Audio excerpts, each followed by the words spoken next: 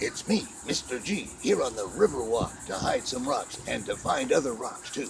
And you can join me right here on hashtag FPR, Fort Pierce Rocks. Now, I've hidden some rocks all over this place out here, from the South Bridge all the way to the marina.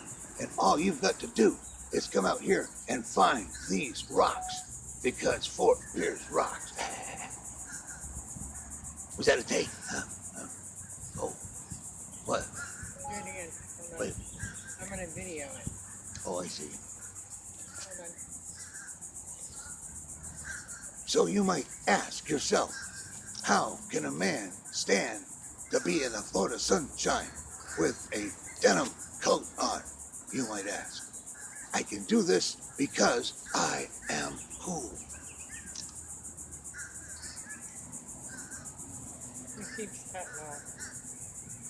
But that's okay. That's okay.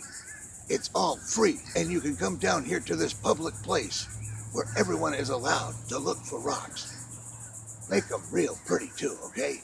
I like the artwork. This is great. Oh.